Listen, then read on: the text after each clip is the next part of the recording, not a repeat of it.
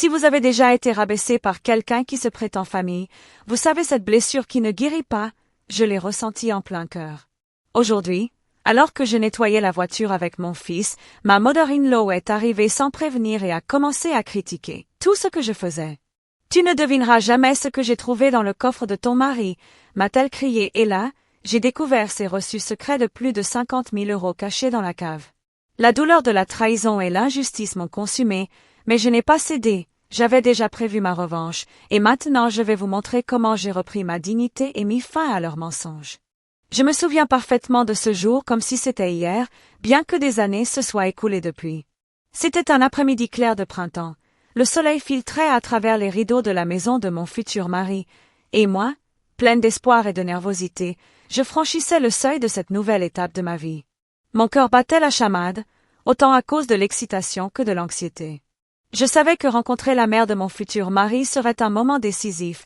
Il ne s'agissait pas seulement de dire bonjour, mais de tisser les premiers fils d'une relation qui allait influencer notre mariage, notre vie familiale, et, en réalité, ma propre place dans cette famille. Elle m'attendait dans le salon, assise avec une posture impeccable sur le canapé ancien en velours vert foncé. Une tasse de thé fumante reposait sur la table basse devant elle, posée sur une nappe brodée avec soin. Son sourire semblait chaleureux au premier abord, mais il y avait dans son regard une lueur difficile à définir, une curiosité presque calculatrice, une manière de jauger, d'évaluer. En franchissant la pièce, je me suis sentie à la fois accueillie et observée, comme si chaque mouvement que je faisais était déjà jugé. « Bonjour, ma chère », dit-elle d'une voix douce mais autoritaire, en se levant pour m'offrir une poignée de main ferme. Sa main était froide, surprenamment ferme pour son âge, et lorsqu'elle a croisé mon regard, j'ai senti un mélange d'insistance et de scepticisme qui m'a fait vaciller un instant. Je me suis présentée avec un sourire que je voulais sincère, en essayant de cacher mon trac, tandis que mon futur mari se tenait juste derrière moi, tentant visiblement de détendre l'atmosphère. La belle-mère portait une robe en soie crème, très élégante, et un collier de perles discrètes mais raffinées. Chaque détail semblait calculé, ses cheveux impeccablement coiffés, le maquillage léger mais précis, les chaussures assorties. Il était évident qu'elle voulait montrer à la fois son raffinement et son autorité silencieuse, comme si elle voulait que je comprenne dès le départ que je venais dans un territoire déjà établi. Nous avons commencé à parler de choses anodines, le temps, le quartier, la décoration de la maison. Elle posait des questions sur ma famille, mon enfance, mes études. Mais derrière ces questions polies, je sentais déjà une analyse, chaque mot, chaque hésitation, chaque sourire semblait être évalué. À un moment, elle a incliné légèrement la tête et m'a demandé « Et comment te sens-tu dans la vie de couple ?» Sa voix était douce, presque maternelle, mais l'intention derrière ces mots était claire. Elle voulait mesurer ma capacité à m'intégrer, à être non seulement la femme de son fils, mais aussi la belle-fille, idéale. J'ai senti une légère pression monter dans ma poitrine. C'était le premier signal que cette rencontre ne serait pas simplement cordiale. Nous avons continué à échanger quelques banalités, mais j'ai rapidement remarqué ces petites piques subtiles. Un commentaire sur la couleur de ma robe. « Oh, cette teinte est intéressante », dit-elle en inclinant la tête. Une remarque sur ma manière de tenir ma tasse. Attention à ne pas la renverser. Ce serait dommage sur un tapis aussi délicat. Chaque petite remarque semblait innocente, mais mon instinct me disait qu'elles n'étaient que des tests déguisés, des manières de jauger ma personnalité, mon calme, et ma réaction face à ces critiques implicites. Mon futur mari, remarquant mon malaise, a tenté de détourner la conversation. « Maman, viens, je te montre la cuisine que nous avons rénovée. » Mais même lorsqu'elle se levait et me suivait, je sentais ses yeux peser sur moi, comme si elle scrutait chaque geste, chaque expression, chaque infime signe de nervosité. Je comprenais peu à peu que cette femme n'était pas simplement une grand-mère ou une mère aimante, mais quelqu'un qui savait exercer un contrôle subtil, presque insidieux, sur ce qu'elle considérait comme sa famille. À un moment, elle s'est assise à nouveau, m'a regardé droit dans les yeux et a dit « Tu sais, ma chère, chaque famille a ses traditions. J'espère que tu pourras les respecter, et surtout, comprendre ce que cela signifie d'être une véritable belle-fille. » Ces mots résonnaient étrangement en moi. Il ne s'agissait pas seulement d'une phrase polie, mais d'un avertissement voilé, comme si elle testait ma patience et ma résilience. Mon cœur battait plus vite, mais j'ai pris une profonde inspiration et j'ai répondu avec calme. Je ferai de mon mieux pour comprendre et respecter votre famille. En ce moment précis, j'ai ressenti un mélange de respect et de méfiance. Je savais que cette rencontre n'était qu'un début, et que derrière son sourire et ses manières impeccables, se cachait une personnalité capable de manipuler, critiquer et contrôler subtilement. C'était comme si chaque geste, chaque parole, chaque silence allait devenir une pièce d'un puzzle compliqué que je devrais apprendre à résoudre au fil des années. Après cette première rencontre, je suis repartie avec un mélange d'émotions, l'excitation de commencer une nouvelle vie avec mon mari, mais aussi une appréhension sourde face à la belle-mère qui venait d'entrer dans notre quotidien. J'avais compris que le mariage n'était pas seulement l'union de deux personnes, mais aussi la rencontre de deux mondes familiaux, chacun avec ses secrets, ses attentes et ses tensions latentes. En repensant à ce moment maintenant, je réalise combien il était crucial. Cette première rencontre allait définir le ton de toutes les interactions futures. Les petits critiques, les regards calculés, les phrases voilées n'étaient que les premières armes d'une bataille silencieuse qui allait durer des années. Et moi, bien que naïve et optimiste ce jour-là, je sentais déjà que la vraie histoire avec ma belle-mère ne faisait que commencer. Après cette première rencontre qui m'avait laissé un mélange d'appréhension et de curiosité, les jours suivants ont été une véritable leçon de patience et d'attention. La belle-mère, cette femme qui semblait si polie et raffinée, a commencé à dévoiler ses véritables couleurs, mais toujours avec cette subtilité presque imperceptible qui rendait ses attaques encore plus insidieuses. Au début, elles étaient minimes, presque anodines, comme des aiguilles fines qu'elle plantait doucement dans mon quotidien, juste assez pour laisser une sensation de malaise, mais jamais assez pour que je puisse vraiment lui en vouloir ouvertement. Tout a commencé lors de notre première réunion familiale après le mariage. La maison était remplie de rires et de conversations. Et moi, je voulais simplement profiter de ce moment, m'intégrer, montrer que je pouvais être une belle fille attentive et respectueuse. Mais dès que je me suis assise à table, elle a commencé. « Oh, cette assiette! Tu l'as choisie toi-même, » dit-elle en inclinant légèrement la tête, avec un petit sourire poli qui cachait une remarque cinglante. « J'espère que tu sais comment la présenter correctement. On ne voudrait pas de taches sur la nappe, n'est-ce pas? » J'ai senti une chaleur me monter aux joues, mélange de gêne et de frustration. C'était une attaque silencieuse, mais directe. Chaque mot était calculé pour me faire douter de mes compétences et de ma place dans cette famille. Je me suis forcée à sourire et à répondre calmement « Oui, j'y ai fait attention, merci. » Mais derrière mon sourire, je sentais ma confiance vaciller, comme si ces paroles semaient de petites fissures dans ma sécurité intérieure. Les pics ont continué à apparaître partout, dans la cuisine, lorsqu'elle observait mes gestes pendant que je préparais le repas, dans le salon, quand elle commentait subtilement ma façon de m'asseoir ou de parler, même dans le jardin, alors que nous préparions une simple table pour le thé, elle glissait des remarques du genre « Tu devrais peut-être laisser tomber le rouge pour le beige, ça irait mieux avec le mobilier. » Chaque remarque semblait anodine, mais cumulée, elle formait un poids presque insupportable. Un jour, alors que j'aidais à ranger les courses, elle s'est approchée et a murmuré assez fort pour que mon mari entende. « Je ne sais pas comment tu fais pour tout gérer. Peut-être que certaines choses sont un peu trop pour toi. » Mon cœur s'est serré. C'était comme si elle essayait de créer un fossé entre mon mari et moi, de semer le doute dans son esprit. Mon mari, qui semblait souvent aveugle à ses manipulations, a haussé les épaules en souriant, pensant que c'était un simple commentaire, mais pour moi, c'était une attaque directe, une tentative de diminuer ma place dans cette famille. Chaque interaction avec elle devenait un exercice de vigilance. J'ai commencé à analyser chaque mot, chaque intonation, chaque regard.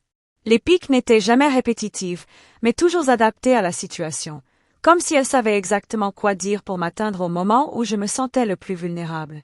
Parfois, c'était une critique subtile de ma façon de m'habiller. Ce pull est mignon, mais je ne suis pas sûre qu'il soit très approprié pour le dîner de famille. D'autres fois, c'était une remarque sur mes compétences culinaires. C'est délicieux, mais peut-être que la prochaine fois, tu pourrais ajouter un peu moins de sel, tu ne crois pas? Chaque phrase était enveloppée de douceur et de sourire, mais l'impact était dévastateur. Elle installait dans mon esprit un doute constant sur moi-même. Je me suis rendu compte que cette femme n'était pas simplement critique, elle était stratégique. Elle observait mes réactions, notait mes faiblesses, et ajustait ses pics pour maintenir un contrôle subtil sur mon moral. Il y avait des jours où je rentrais chez moi complètement épuisée émotionnellement, où je me surprenais à remettre en question mes choix, à douter de ma place dans le mariage, et même à me demander si j'étais réellement capable de devenir une bonne belle-fille. Mais ce qui rendait la situation encore plus complexe, c'est que personne ne semblait remarquer son comportement. Mon mari, pris par son affection pour sa mère et son aveuglement affectif, minimisait souvent ses remarques. Les autres membres de la famille riaient de ses commentaires comme s'ils étaient légers et inoffensifs. Et moi, je me retrouvais seule face à cette subtile oppression. J'avais l'impression de jouer dans un théâtre où je devais constamment improviser pour ne pas montrer que ces mots m'atteignaient. Il y avait des moments où je me surprenais à vouloir riposter, à lui dire ce que je pensais vraiment, mais quelque chose en moi me retenait. Peut-être la peur de provoquer un conflit ouvert, ou le désir de préserver l'harmonie pour mon mari, ou simplement l'instinct de ne pas montrer ma faiblesse. Mais chaque pic me laissait une marque, une cicatrice invisible que je portais comme un rappel silencieux de sa capacité à manipuler et contrôler subtilement mon quotidien. Je me souviens particulièrement d'un après-midi où elle est venue m'aider à organiser les armoires de la cuisine. Elle a passé ses doigts sur les étagères, observé mes gestes et dit « Tu sais, dans ma famille, on met toujours les verres par taille, c'est plus pratique. » Sa voix était douce, presque maternelle, mais j'ai senti une pointe de condescendance qui m'a coupé le souffle. J'ai souri et j'ai répondu « Oui, je vais essayer de suivre cette méthode. » À l'intérieur, j'étais en colère et frustrée, mais je savais que montrer mon irritation n'aurait fait que lui donner satisfaction. Les petites piques de la belle-mère ont continué à façonner notre quotidien. Elles étaient devenues une routine silencieuse, une tension sous-jacente qui flottait dans la maison. Chaque repas, chaque réunion, chaque geste devenait un terrain de bataille subtil. Mais malgré tout, j'ai commencé à apprendre à les anticiper, à les encaisser, et surtout à les transformer en un moteur pour ma propre force. Chaque remarque injuste nourrissait en moi une détermination silencieuse. Je devais comprendre, observer, et attendre le bon moment pour reprendre le contrôle, pour ne pas simplement subir mais agir. Ces petites piques, qui semblaient à première vue insignifiantes, étaient en réalité des révélateurs de sa véritable nature. Elles montraient son besoin de dominer, de critiquer et de manipuler, mais aussi sa peur que je puisse devenir une belle fille indépendante et respectée. Et c'est dans cette tension constante, entre gêne, frustration et stratégie silencieuse, que j'ai commencé à planifier ma propre réponse, à réfléchir à une manière de rétablir l'équilibre, et surtout, à imaginer le moment où je pourrais enfin dévoiler la vérité, exposer les secrets et faire justice, sans avoir besoin de crier ou de perdre mon calme. En repensant à ces journées, je comprends que ces piques, bien que douloureuses, ont été mes premières leçons de patience, de stratégie et de compréhension humaine. Elles ont posé les bases de ce qui allait devenir une relation complexe, pleine de tensions et de secrets, mais aussi de défis qui m'ont finalement préparé à la confrontation ultime qui allait suivre. La belle-mère, avec ses mots soigneusement choisis et son sourire calculé, m'avait involontairement appris la valeur de la vigilance, de la persévérance et de la force silencieuse. Et je savais, déjà à ce moment-là, que chaque petite pique n'était qu'un prélude à un affrontement plus grand, où ma dignité et ma vengeance allaient trouver leur place. Et, je vérifie juste, suivez-vous toujours la chaîne? Assurez-vous de ne pas manquer la suite de cette histoire. Après les premières tensions avec ma belle-mère, mon mari et moi étions déterminés à profiter de notre mariage et à construire notre petite bulle familiale. Les premiers jours après la cérémonie étaient comme un rêve éveillé. Les rues fleurissaient au printemps, les rayons du soleil traversaient les rideaux de notre appartement et, pour un instant, j'avais l'impression que le monde entier conspirait pour que nous soyons heureux. Nous avions tous les deux quitté nos familles d'origine pour commencer notre vie ensemble, et chaque décision, du choix du mobilier à la décoration de la cuisine, était un terrain d'entente et de compromis, mais surtout un espace de complicité.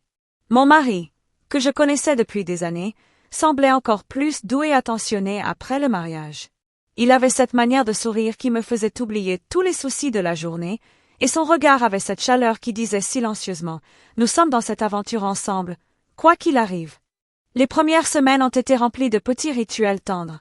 Préparer le café le matin ensemble, rire de nos maladresses en essayant de monter un meuble, ou simplement se tenir par la main en regardant un film sur le canapé. Chaque moment, même le plus banal, semblait empreint d'un charme et d'une intimité que je n'avais jamais ressenti auparavant. Pourtant, malgré cette bulle de bonheur, je sentais déjà que la vie de jeune couple n'était pas seulement faite de douceur et de complicité. La présence constante et subtile de ma belle-mère dans nos vies commençait à peser. Elle ne manquait jamais une occasion de passer à l'improviste, de nous donner des conseils non sollicités ou d'évaluer nos choix de décoration comme si nous étions des élèves sous sa surveillance. Parfois, elle arrivait avec son sourire impeccable et disait « Oh, je pensais que vous auriez choisi une autre couleur pour le canapé, mais bon, cela ira aussi. » C'était dit avec une douceur apparente, mais la petite Pique était là, comme un rappel que dans sa maison, même indirectement, elle avait un mot à dire. Nous avons aussi commencé à vivre les joies et les défis quotidiens de la vie à deux. Faire les courses ensemble, cuisiner, gérer le linge et les factures étaient des moments de partage, mais aussi de test pour notre patience et notre communication. Les disputes, bien que rares, surgissaient souvent autour de détails apparemment insignifiants. Tu as encore mis les assiettes comme ça? Ou pourquoi as-tu oublié d'acheter le pain? Mais même dans ces petits conflits, je sentais que nous apprenions à naviguer ensemble, à écouter, à négocier et à renforcer notre lien. Ces moments étaient précieux, car ils me montraient que le mariage ne se limitait pas à l'amour romantique, mais qu'il nécessitait également de la coopération, du respect et de la compréhension mutuelle. Nous avons également commencé à construire des traditions de couple, nos propres rituels qui nous appartenaient uniquement à nous. Chaque vendredi soir, nous préparions un dîner ensemble, parfois simple, parfois élaboré, mais toujours accompagné de musique douce et de rire. Nous passions des heures à parler de nos rêves, de nos projets pour l'avenir et de nos souvenirs d'enfance. Ces moments étaient comme des pierres posées sur les fondations de notre relation, et chacun d'eux me rappelait pourquoi j'avais choisi de passer ma vie avec cet homme. Cependant, malgré toute cette harmonie apparente, la belle-mère continuait de glisser ses pics dans notre quotidien, subtilement mais inlassablement. Un après-midi, alors que je préparais le déjeuner, elle a fait irruption avec un air faussement surpris. « Oh, tu fais tout toi-même? » Mais je croyais que les jeunes mariés préféraient cuisiner ensemble. Son ton semblait léger, mais je percevais immédiatement le sous-entendu. Elle insinuait que je faisais les choses de manière incorrecte ou que je prenais trop de responsabilités. J'ai souri, tentant de ne pas laisser paraître ma frustration, mais à l'intérieur, je sentais mon énergie diminuer petit à petit face à cette pression silencieuse mais constante. La cohabitation avec mon mari m'apprenait aussi à gérer mes propres émotions. Les disputes ou malentendus mineurs ne duraient jamais longtemps, mais elles étaient révélatrices. Elles montraient comment nous pouvions nous soutenir mutuellement, comment nous pouvions communiquer malgré les influences extérieures et comment nous pouvions protéger notre intimité contre les interférences de la famille. Chaque petit conflit que nous surmontions renforçait notre lien, et chaque sourire partagé après une dispute rappelait la force de notre engagement. Nous avons aussi commencé à rencontrer les amis et collègues de chacun, et ces interactions ont ajouté une nouvelle dimension à notre vie de couple. Parfois, les commentaires ou les jugements des autres reflétaient involontairement les critiques subtiles de ma belle-mère, et il devenait clair que naviguer dans cette vie de jeune couple signifiait également développer une résilience émotionnelle. J'apprenais à filtrer les remarques, à choisir mes batailles et à rester concentré sur ce qui importait vraiment, notre bonheur et notre respect mutuel. Un aspect fondamental de cette période a été la construction de notre espace à nous. Décorer l'appartement, choisir les couleurs, organiser les meubles. Chaque décision semblait simple mais était en réalité un petit acte de revendication de notre indépendance. Même face aux suggestions constantes de la belle-mère, nous avons commencé à tracer nos propres limites, à affirmer nos choix et à protéger notre intimité. Chaque tableau accroché, chaque plante posée sur le rebord de la fenêtre devenait un symbole de notre union et de notre autonomie. Mais malgré tout, les petites tensions avec ma belle-mère restaient présentes. Ces visites impromptues, ces remarques subtiles sur notre manière de vivre et ces insinuations sur ma capacité à gérer le foyer créaient un fil de tension qui ne disparaissait jamais complètement. J'apprenais à vivre avec ce stress latent, à ne pas le laisser gâcher notre bonheur, tout en gardant en mémoire que ces pics répétés révélaient un contrôle latent et la nécessité de rester vigilante. Chaque moment de joie avec mon mari, chaque rire partagé, chaque victoire sur les petites difficultés du quotidien m'aidait à garder la tête haute et à ne pas me laisser submerger par la manipulation silencieuse de la belle-mère. J'ai commencé à comprendre que le mariage ne se limitait pas à l'amour romantique, mais qu'il était aussi un terrain de collaboration, de protection et parfois de résistance. Nous étions unis dans nos choix, dans notre complicité et dans notre désir de créer une vie harmonieuse malgré les interférences extérieures. En fin de compte, cette période de vie de jeune couple m'a appris énormément sur moi-même, sur mon mari et sur la dynamique complexe de la famille. J'ai découvert ma propre résilience, ma capacité à naviguer entre amour et frustration, et ma force à maintenir notre bonheur face aux petites tensions constantes. Chaque sourire, chaque moment partagé et chaque projet accompli ensemble a construit une base solide pour ce qui allait devenir une lutte plus grande, une confrontation avec la vérité, finalement, une vengeance soigneusement planifiée. Même si ces premières années semblaient remplies de douceur, de rire et de complicité, j'ai toujours senti la présence silencieuse de ma belle-mère, observant, critiquant et préparant ses prochaines piques.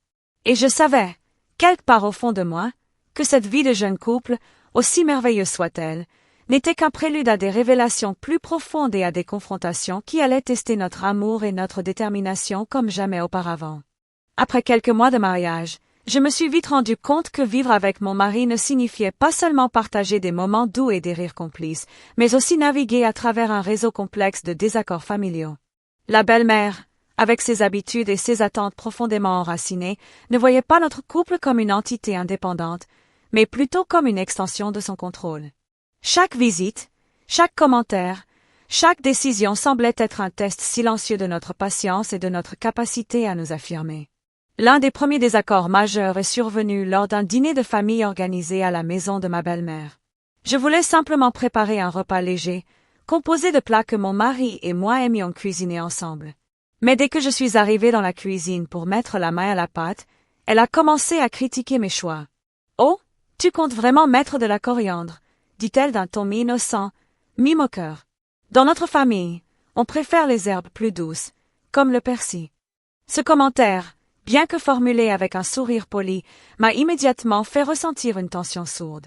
Ce n'était pas juste une préférence culinaire, c'était une manière subtile de me faire sentir que mes choix n'étaient jamais assez bons, jamais conformes aux standards de la famille. Au fil du dîner, les désaccords sont devenus de plus en plus évidents.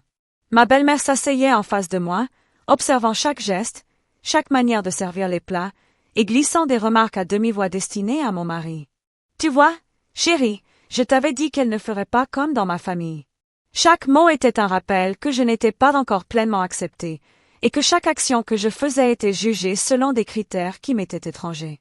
Ces tensions se sont étendues à d'autres aspects de notre vie quotidienne. Les finances, par exemple, sont devenues un champ de bataille invisible. Mon mari et moi avions décidé de gérer nos comptes de manière autonome, mais chaque fois que nous discutions d'un achat ou d'un projet, elle intervenait avec des suggestions ou des critiques voilées. « Vous ne devriez peut-être pas dépenser autant pour ce voyage. Dans ma famille, on préfère économiser avant de se lancer. » Même si nous savions que ses intentions n'étaient pas directement malveillantes, le ton et le timing de ces remarques créaient une pression constante qui pesait sur notre liberté de décision. Les désaccords familiaux ne se limitaient pas aux aspects matériels ou financiers.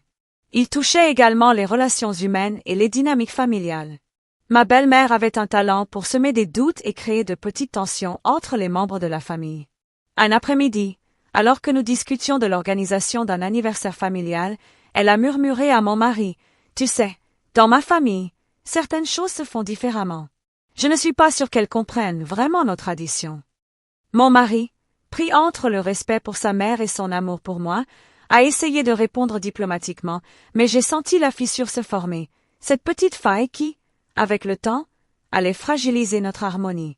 Les désaccords familiaux atteignaient parfois des sommets inattendus. Un week-end, nous avons organisé une réunion chez nous pour célébrer l'anniversaire de mon mari. Tout semblait bien se passer jusqu'au moment où ma belle-mère a critiqué la décoration. « Ce rouge est un peu trop vif pour cette pièce », a-t-elle dit en fronçant légèrement les sourcils. Puis, en se tournant vers ma sœur, elle a ajouté « Dans ma famille, on préfère des couleurs plus douces et harmonieuses. » Ces mots, bien que subtils, étaient une attaque directe contre mon goût et mes choix, une manière de me rappeler constamment que je n'étais pas encore pleinement acceptée comme membre à part entière de la famille. Ces désaccords répétés ont commencé à affecter notre vie de couple. Mon mari, bien qu'aimant et compréhensif, semblait souvent pris au piège entre son attachement à sa mère et son désir de protéger notre intimité. Les discussions avec lui devenaient parfois tendues, non pas à cause de nos différences, mais à cause de l'influence constante de ma belle-mère. J'ai appris que vivre avec les désaccords familiaux signifiait aussi naviguer à travers des loyautés partagées, des attentes implicites et des pressions silencieuses qui pouvaient miner notre relation si nous n'étions pas vigilants. Un autre aspect délicat était la manière dont elle essayait de contrôler nos interactions sociales.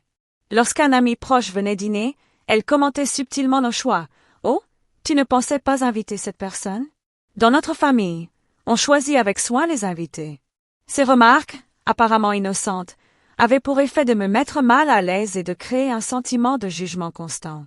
J'ai rapidement compris que pour maintenir notre stabilité et notre bonheur, je devais apprendre à filtrer ces critiques, à rester calme et à soutenir mon mari, tout en gardant notre indépendance intacte. La tension était particulièrement palpable lors des réunions élargies où toute la famille se rassemblait. Les petites piques se transformaient en remarques plus subtiles, des allusions voilées qui semaient des doutes et des divisions. Il fallait faire preuve de diplomatie, de patience et parfois même d'humour pour ne pas perdre notre sang-froid. Chaque interaction avec elle devenait un véritable exercice d'équilibre émotionnel, un défi que je devais relever pour protéger notre couple et notre harmonie. Malgré tout, ces désaccords familiaux avaient également un effet inattendu. Ils m'ont appris la patience, la stratégie et la vigilance. J'ai commencé à observer, à analyser ses gestes, ses paroles et ses intentions. Chaque conflit, chaque remarque, chaque désaccord devenait un indice sur sa personnalité, sur ses motivations et sur la manière dont elle cherchait à contrôler notre vie. J'ai compris que pour préserver notre mariage et notre bien-être, je devais être conscient de ces manipulations et préparer ma propre réponse, sans jamais montrer que je me sentais attaquée. En repensant à cette période, je réalise combien ces désaccords familiaux ont façonné notre couple. Ils ont été des tests constants de communication, de patience et de solidarité. Chaque dispute, chaque malentendu, chaque remarque cinglante de ma belle-mère nous a appris à nous soutenir mutuellement et à construire une relation capable de résister aux influences extérieures. Et, au fond de moi, une idée commençait à germer. Si chaque désaccord révélait ses intentions, alors il ne serait qu'une question de temps avant que je découvre ses secrets les plus profonds et que je puisse enfin agir pour rétablir l'équilibre. Je me souviens parfaitement de ce jour-là, comme si le temps lui-même avait ralenti, marquant un tournant irréversible dans ma vie de jeune épouse. Tout avait commencé comme une journée ordinaire. Le soleil brillait à travers les rideaux de notre appartement, les oiseaux chantaient à l'extérieur, et j'avais décidé de passer la matinée à nettoyer la voiture avec mon fils. Le petit jardin derrière la maison reflétait la lumière du printemps, et l'air sentait l'herbe fraîchement coupée. Tout semblait calme, presque idyllique, mais je sentais au fond de moi une tension sourde, un pressentiment que quelque chose allait se produire. Mon mari était au travail ce jour-là, et j'avais décidé de profiter de ce moment pour passer un peu de temps seul avec notre enfant, discuter, rire et profiter de l'innocence de ces moments simples. Nous lavions la voiture, riant à chaque éclaboussure, quand j'ai entendu le cliquetis des talons sur l'allée pavée. Je me suis retournée et j'ai vu ma belle-mère se tenir là, immobile, avec ce sourire qui semblait à la fois doux et calculateur. Son apparence était impeccable comme toujours, robe crème parfaitement ajustée, bijoux discrets mais élégants, et cette façon de se tenir qui laissait transparaître un contrôle silencieux sur tout ce qui l'entourait. Elle ne m'avait jamais prévenu de sa visite, et sa présence soudaine m'a immédiatement mise sur la défensive. Avant même que je puisse dire bonjour, elle s'est avancée et a commencé à critiquer chaque geste que je faisais. « Oh, tu utilises ce chiffon pour nettoyer la voiture », dit-elle d'une voix mielleuse, mais avec un ton qui tranchait comme une lame. Dans ma famille, on préfère un chiffon en microfibre.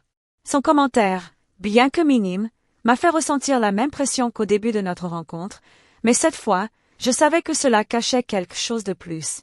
Puis, alors que je tentais de rester polie et concentrée sur le lavage, elle a soudainement haussé la voix. « Tu ne devineras jamais ce que j'ai trouvé dans le coffre de ton mari. » Mon cœur s'est arrêté un instant. La surprise et l'inquiétude se sont emparées de moi, et j'ai senti mon fils se coller à moi, sentant sans doute que quelque chose d'anormal se passait. Ma belle-mère avait ce ton triomphant, celui de quelqu'un qui sait quelque chose que vous ignorez complètement, et je sentais l'air se charger d'une tension presque électrique. Elle a continué, brandissant un petit carnet et quelques enveloppes jaunies par le temps. « Regarde ces reçus. Plus de 50 000 € cachés dans la cave. » Mon souffle s'est coupé, et un frisson glacé m'a parcouru le dos. Je regardais les documents dans ses mains, incapable de croire ce que je voyais. Des factures, des reçus, des relevés bancaires, tout soigneusement dissimulé, comme si mon mari et elle avaient partagé un secret que je n'étais pas censée connaître. Je ressentais une vague de trahison, une douleur intense qui serrait ma poitrine et faisait vibrer mes mains. Dans cet instant, une colère sourde a commencé à bouillonner en moi. Comment avait-elle pu garder un tel secret? Pourquoi mon mari ne m'avait-il rien dit? Était-ce de la manipulation, un jeu de contrôle familial ou une tentative de tester ma réaction? Les questions se bousculaient dans mon esprit, mais au lieu de céder au désespoir, j'ai senti une détermination croissante. Cette trahison, aussi douloureuse soit-elle, me donnait un aperçu du pouvoir et des secrets que ma belle-mère utilisait pour manipuler notre vie. Je me suis approchée doucement, le carnet à la main, le regard fixé sur elle. Pourquoi ne m'as-tu jamais parlé de cela? Ai-je demandé, ma voix tremblante mais ferme. Elle a ri, un rire qui mêlait moquerie et satisfaction. Parce que tu n'étais pas encore prête à comprendre. Mais maintenant, tu vois, ma chère, tout est clair. Ces mots étaient à la fois humiliants et provocateurs, comme si elle se réjouissait de ma confusion et de mon choc.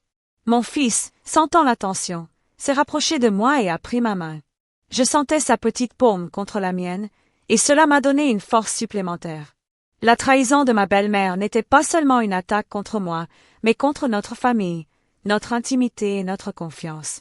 La douleur de cette découverte était immense, mais elle a réveillé en moi un instinct de protection et de vengeance silencieuse.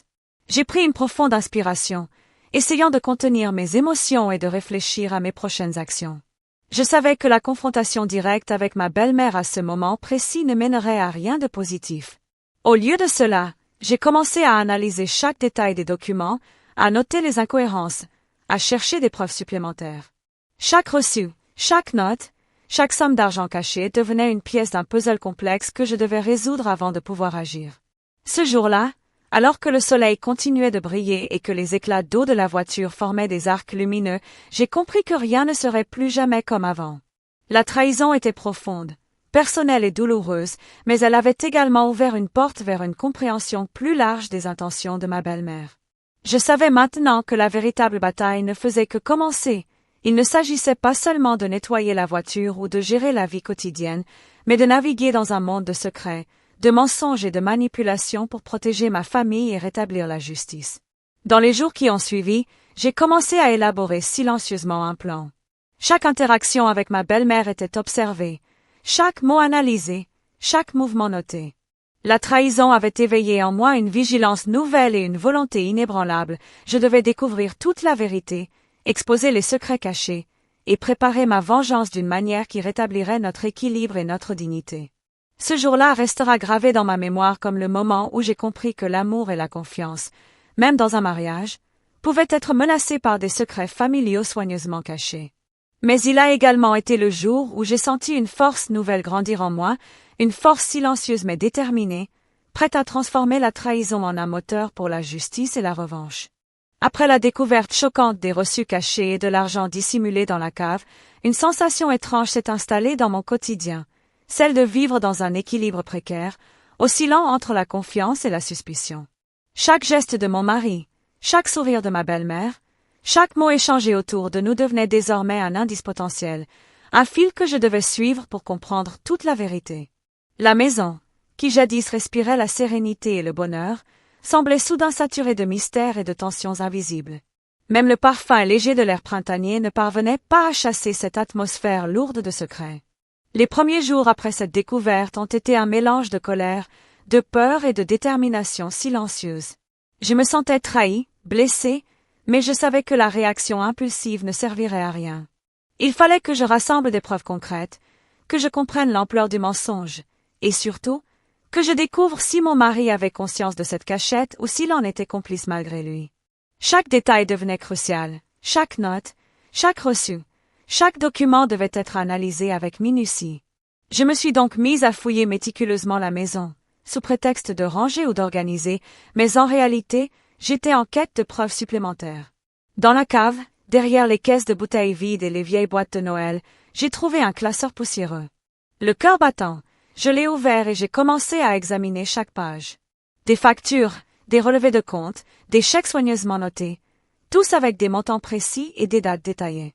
Certains documents faisaient référence à des virements effectués sans justification apparente, d'autres à des achats coûteux et mystérieux, jamais évoqués à mon mari ou à moi. Chaque page que je tournais renforçait mes soupçons. Quelque chose d'énorme se tramait derrière mon dos, et ma belle-mère en était clairement informée. Mes soupçons ne se limitaient pas à ces preuves matérielles. Je commençais à remarquer des comportements inhabituels chez mon mari et chez elle. Des conversations à voix basse, des regards furtifs, des téléphones éteints à certains moments, des phrases incomplètes que je surprenais par accident. Tout cela formait un puzzle que je devais assembler.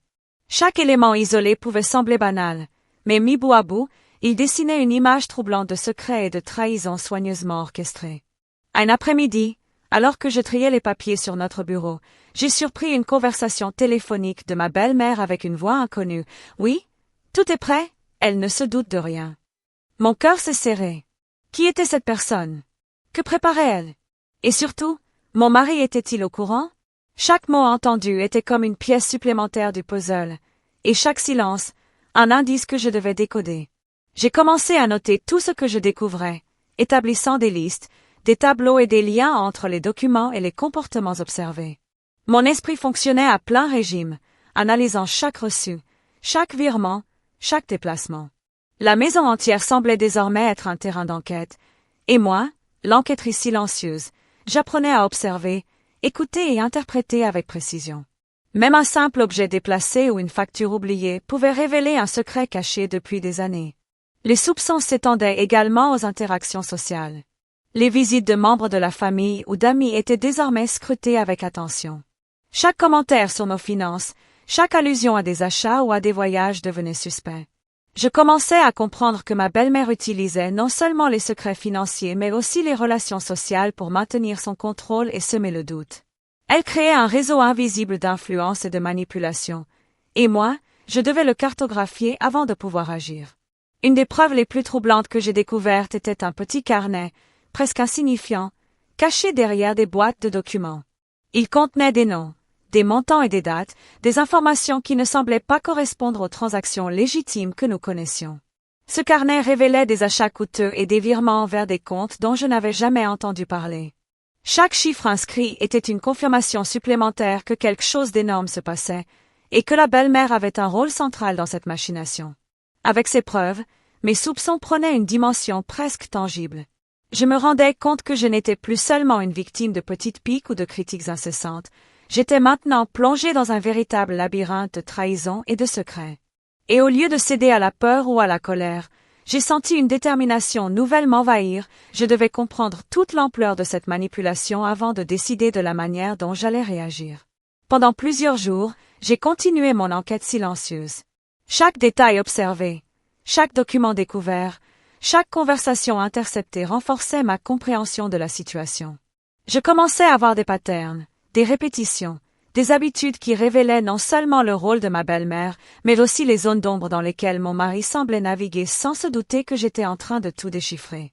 Ces preuves et ces soupçons m'ont permis de prendre conscience d'une vérité. La vie telle que je la connaissais, notre vie de jeune couple, avait été infiltrée par un réseau de secrets et de trahisons que je n'avais jamais imaginé. Et pourtant, loin de me paralyser, cette révélation a éveillé en moi une force silencieuse, une volonté de découvrir toute la vérité et de rétablir la justice, même si cela devait impliquer des confrontations douloureuses et des révélations explosives.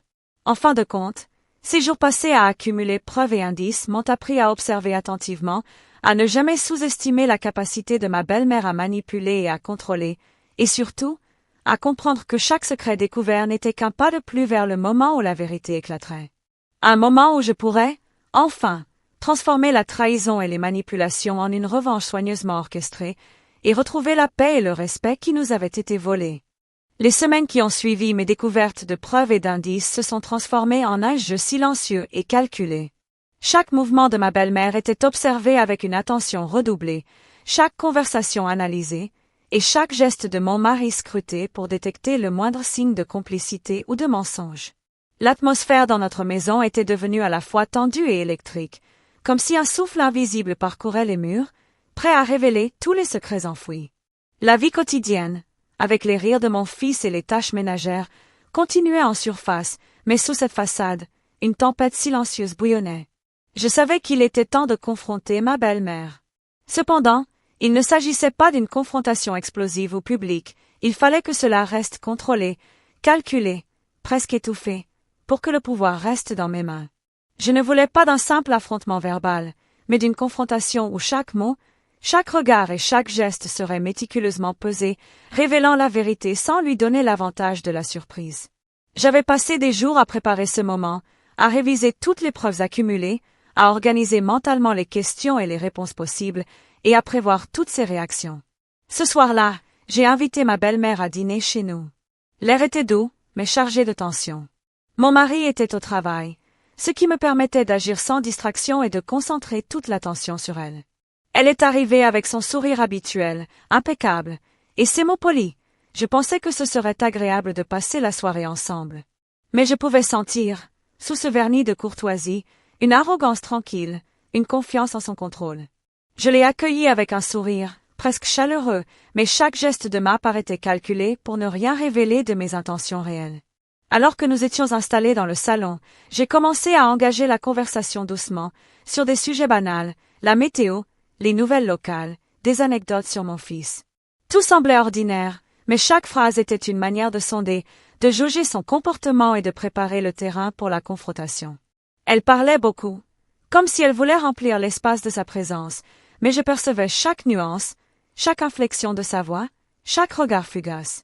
Les indices que j'avais collectés dans les semaines précédentes me permettaient maintenant de comprendre ses intentions presque avant qu'elle ne les formule. Puis, d'un ton calme et ferme, j'ai commencé à orienter la conversation vers le sujet des finances et des secrets qu'elle avait découverts. J'ai trouvé quelques documents dans la cave récemment. Ai-je commencé, en laissant mes mots flotter dans l'air, lourds de signification. Je suppose que vous savez à quoi ils correspondent. Son sourire a légèrement vacillé, une micro-expression que j'avais appris à reconnaître au fil des mois. Elle a essayé de maintenir son aplomb, mais la tension était palpable. Elle a respiré profondément et a tenté de détourner la conversation. « Oh, ce ne sont que de vieux papiers.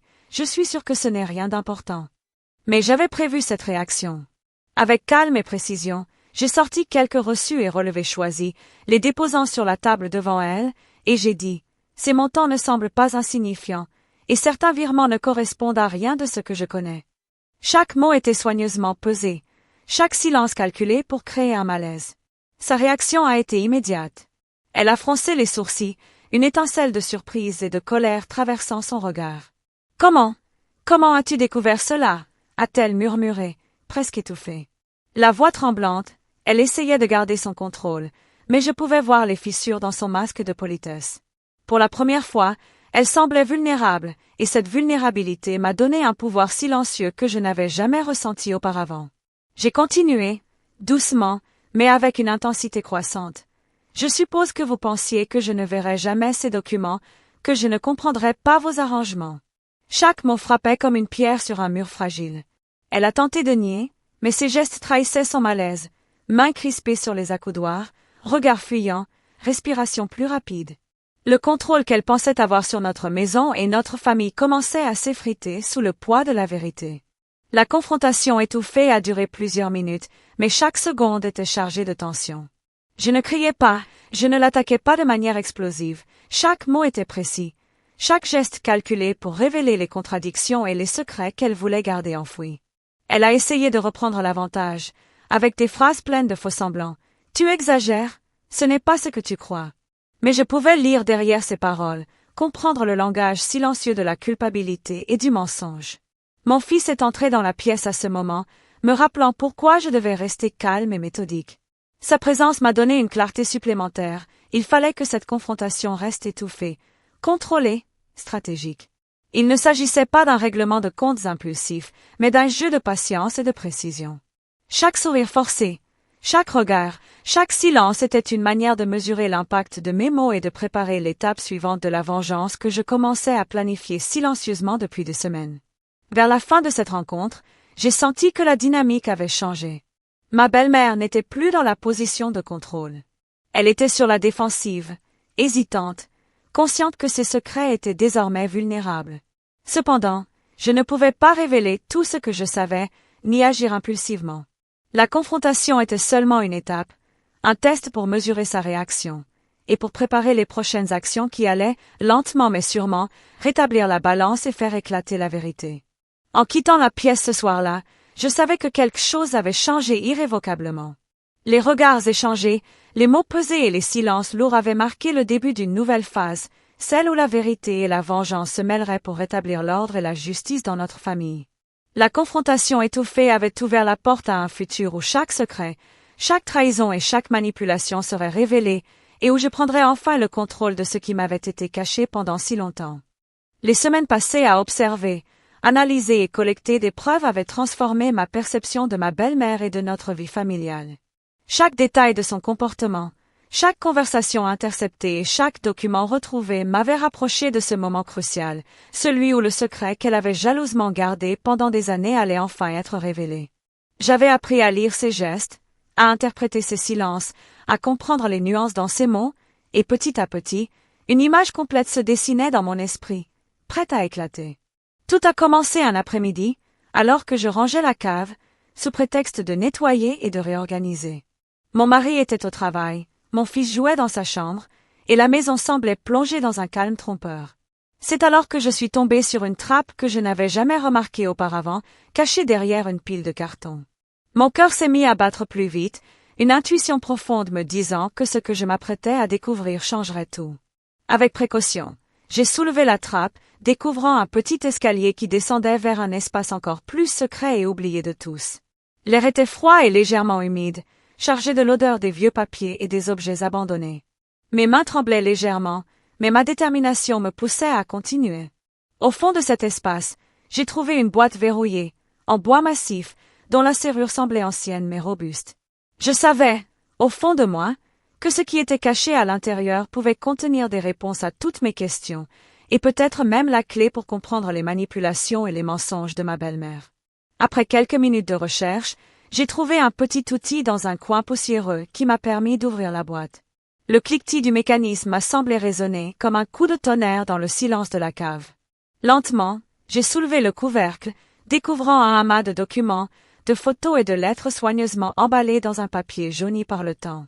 Mon souffle s'est coupé lorsque j'ai commencé à examiner leur contenu, des transactions financières cachées, des contrats signés dans l'ombre, et surtout, des preuves irréfutables que ma belle-mère avait utilisé son influence pour contrôler et manipuler notre vie de couple depuis des années. Parmi ces documents, une lettre particulière a attiré mon attention. Elle était adressée à un notaire et détaillait des instructions précises concernant la gestion d'une partie considérable de l'héritage familial, une somme que mon mari croyait légitimement lui appartenir, mais qui avait été détournée pour bénéficier exclusivement à ma belle-mère et à des proches complices. Chaque ligne était une trahison, révélant l'ampleur de son plan et le contrôle qu'elle exerçait depuis l'ombre. J'ai senti un mélange d'indignation et de tristesse m'envahir. Comment avait-elle pu utiliser notre amour, notre confiance et notre famille pour satisfaire ses propres ambitions? Alors que je continuais à fouiller dans la boîte, j'ai trouvé des photographies compromettantes, montrant des rencontres secrètes entre ma belle-mère et des individus dont je n'avais jamais entendu parler, des preuves de transactions en liquide et de documents falsifiés. La révélation était écrasante, mais elle m'a également donné un sentiment de puissance que je n'avais jamais ressenti auparavant. Tout ce qu'elle avait tenté de cacher était désormais à ma portée, et je savais que je pouvais enfin agir, avec prudence, mais avec une détermination inébranlable. Mon esprit s'est mis à travailler frénétiquement, organisant toutes les preuves, planifiant chaque étape pour confronter ma belle-mère au moment opportun et protéger mon mari et mon fils de tout impact négatif. Chaque document était un levier, chaque photo une arme, et chaque mot écrit une clé pour dévoiler toute la vérité. J'avais attendu ce moment depuis des semaines. Et maintenant, je savais que le secret découvert allait transformer notre vie pour toujours. Cependant, malgré l'excitation et le soulagement de cette découverte, une prudence profonde s'est installée en moi. Je ne pouvais pas agir impulsivement, ni révéler immédiatement tout ce que j'avais trouvé. La confrontation devait être parfaite, méthodique et stratégique. Chaque détail, chaque preuve, chaque geste devait être utilisé avec précision pour garantir que la vérité éclate complètement et que ma belle-mère ne puisse plus jamais exercer son contrôle sournois sur notre famille. Alors que je remontais de la cave avec la boîte pleine de révélations, j'ai senti une lourdeur étrange sur mes épaules. C'était le poids de la vérité et la responsabilité de ce que j'allais faire ensuite. Je savais que le secret découvert était à la fois une arme et une lumière, capable de détruire ou de libérer, selon la manière dont je l'utiliserais. Mon fils jouait à l'étage, inconscient de la tempête que sa famille allait bientôt traverser, et mon mari allait bientôt rentrer, ignorant tout de ce que je venais de mettre au jour. En posant la boîte sur la table du salon, je me suis assise quelques instants pour respirer profondément. La pièce semblait silencieuse, mais l'air vibrait de tension et de potentiel. Je savais que le moment venu, chaque mot, chaque regard, chaque geste serait crucial pour révéler le secret découvert et orchestrer la vengeance qui mettrait enfin fin à des années de manipulation et de mensonges. Ce secret n'était pas seulement une révélation. C'était le début de la fin pour les jeux de ma belle-mère et le commencement d'une justice silencieuse mais implacable. Ce jour-là restera gravé dans ma mémoire comme le moment où j'ai compris que la patience, l'observation et la détermination silencieuse pouvaient transformer la douleur de la trahison en une force capable de restaurer l'équilibre et la dignité de notre famille. Le secret découvert n'était pas seulement une révélation, c'était une clé, une arme et un signal que la vengeance que j'avais planifiée depuis longtemps était enfin à portée de main. Si cela vous a choqué, likez. Et dites-moi dans les commentaires, que feriez-vous si vous étiez à sa place? Je lirai et répondrai à tout le monde. Après la découverte des secrets et la confrontation silencieuse avec ma belle-mère, la dynamique dans notre couple avait changé de façon irréversible. Les semaines suivantes étaient teintées d'un mélange d'incertitude, de tension et de réflexion profonde. Mon mari semblait, d'abord, désorienté par la nouvelle réalité qui se dessinait sous ses yeux, tandis que je me sentais portée par une force intérieure, née de la révélation et du désir de protéger notre famille. La vie que nous connaissions auparavant, faite de routines simples et de confiance implicite, était désormais traversée par un réseau complexe de soupçons, d'angoisse et d'anticipation des réactions de l'autre. Chaque matin, nous nous réveillions dans un silence pesant, chargé de mots non-dits et de pensées cachées. Mon mari essayait de retrouver sa posture habituelle, de sourire et de me rassurer, mais je percevais dans ses gestes, dans le ton de sa voix et dans ses regards, une inquiétude subtile. La confiance, que nous pensions solide comme un roc, avait été fissurée par la trahison de sa mère et par les secrets découverts. Nous étions tous deux conscients que nous naviguions dans un territoire émotionnel inconnu, où chaque interaction pouvait déclencher une tempête. Nos discussions quotidiennes avaient changé. Elles étaient désormais ponctuées de nuances prudentes, d'observations minutieuses et de tentatives pour comprendre ce que l'autre pensait vraiment. Je ne pouvais plus simplement accepter les réponses ou les assurances de mon mari, je devais lire entre les lignes, analyser ses réactions et mesurer sa sincérité à chaque instant. Il en allait de notre survie émotionnelle, de notre équilibre familial et de la protection de notre fils. L'effet sur le couple était palpable. Nous étions à la fois plus attentifs l'un à l'autre et plus méfiants, une tension constante oscillant entre amour et défiance. Malgré tout, nous avons commencé à reconstruire une forme de dialogue, fragile mais essentiel. Nous avions des conversations profondes sur notre avenir, sur la manière dont nous devions gérer la situation avec ma belle-mère, et sur les limites que nous devions établir pour protéger notre intimité et notre patrimoine. Ces échanges, bien que difficiles et parfois douloureux, créaient une complicité nouvelle, forgée par la lutte contre une adversité extérieure. La trahison, paradoxalement, avait réveillé en nous une nécessité de transparence et d'honnêteté mutuelle, que nous n'avions jamais ressentie auparavant. Cependant, chaque interaction avec la belle-mère restait un test. Les visites, les appels téléphoniques et même les messages envoyés par elle étaient scrutés avec minutie. Mon mari et moi avons développé une vigilance partagée, une sorte de langage silencieux pour signaler nos préoccupations et nos soupçons sans provoquer de confrontation directe devant notre fils. Cette vigilance, bien qu'épuisante émotionnellement, renforçait notre complicité et nous obligeait à être plus présents et plus attentifs l'un à l'autre. L'effet de ces révélations avait transformé notre couple en un duo stratégique, prêt à affronter les manipulations et à protéger ce qui nous appartenait de droit. Les nuits étaient les moments les plus révélateurs. Assis dans le silence de notre chambre, nous réfléchissions à ce que nous avions découvert, analysions les indices et planifions nos prochaines étapes. Mon mari, parfois honteux ou embarrassé par l'ampleur de la trahison familiale, me regardait avec un mélange d'inquiétude et de gratitude. Il savait que sans mon attention et mon engagement, nous n'aurions jamais pu découvrir les secrets et commencer à envisager une forme de justice. Ces moments intimes, même dans leur tension, renforçaient notre lien et notre détermination à agir ensemble. L'effet sur le couple ne se limitait pas à la communication et à la vigilance. Il touchait également notre quotidien pratique, la gestion de l'argent, les décisions concernant la maison, et même les routines simples comme les courses ou les activités avec notre fils étaient désormais filtrées par une conscience accrue des manipulations possibles. Chaque choix devenait réfléchi, calculé, pour éviter toute surprise ou intrusion de la belle-mère dans notre sphère privée. Cette prudence constante, bien que pesante, renforçait paradoxalement notre solidarité et notre engagement à protéger notre famille. Mais il y avait aussi des moments de fragilité.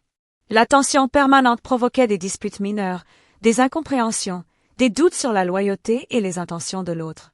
Nous devions constamment travailler pour maintenir un équilibre émotionnel, pour transformer la colère et la méfiance en stratégies constructives plutôt qu'en conflits destructeurs. Ce processus nous a appris que la force d'un couple ne réside pas seulement dans l'amour ou la passion, mais dans la capacité à affronter ensemble l'adversité et les trahisons, à rester alignés malgré la douleur et les secrets révélés. Notre fils, quant à lui, devenait le centre de notre attention. Nous voulions préserver son innocence et son bonheur malgré le chaos émotionnel qui nous entourait. Chaque interaction avec lui était un rappel que notre couple devait rester solide, que notre lien devait être exemplaire, et que nous devions agir comme un front uni pour protéger ce qui comptait le plus.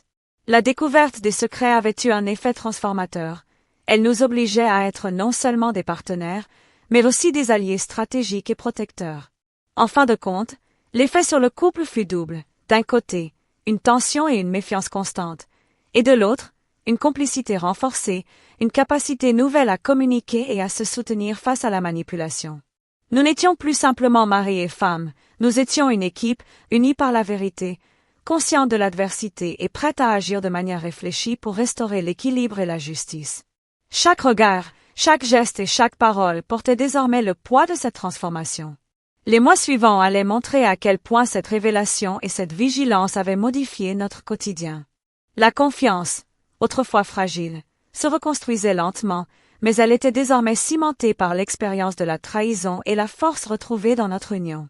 L'effet sur le couple n'était pas simplement émotionnel, il était stratégique, protecteur, et prêt à affronter les prochains défis, avec une détermination que nous n'avions jamais connue auparavant. Après des semaines d'observation, d'analyse et de collecte minutieuse de preuves, j'avais enfin atteint un point où la colère et la douleur pouvaient être transformées en une force stratégique. Le secret découvert et l'effet sur notre couple m'avaient donné une clarté nouvelle. Il était temps de concevoir un plan réfléchi, précis et infaillible, pour rétablir la justice et reprendre le contrôle de notre vie familiale. Ce plan ne devait pas être impulsif, il devait être calculé, méthodique, chaque étape pesée avec soin, afin de s'assurer que chaque mouvement déclenche exactement l'effet désiré. Tout a commencé par une analyse détaillée de toutes les informations que j'avais accumulées, les documents financiers, les lettres, les photos compromettantes, les comportements observés de ma belle-mère et de mon mari, ainsi que les schémas des visites et interactions familiales. J'ai créé des tableaux, des diagrammes et des listes, notant chaque détail, chaque incohérence, chaque omission dans ces histoires. Chaque pièce du puzzle révélait non seulement ses manipulations, mais aussi ses faiblesses, et c'était précisément sur ces faiblesses que je devais construire mon plan. J'ai également pris en compte les aspects émotionnels. Ma belle-mère était habile à manipuler et à intimider, utilisant sa position dans la famille pour imposer sa volonté.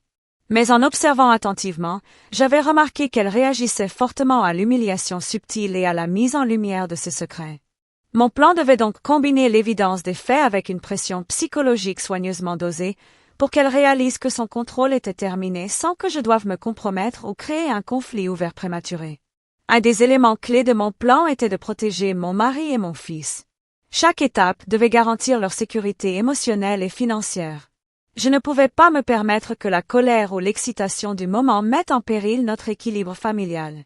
Ainsi, j'avais préparé des preuves irréfutables, classées et numérotées, pour chaque aspect du plan, les virements bancaires détournés, les reçus cachés, les lettres et documents compromettants, et même les photos des rencontres secrètes.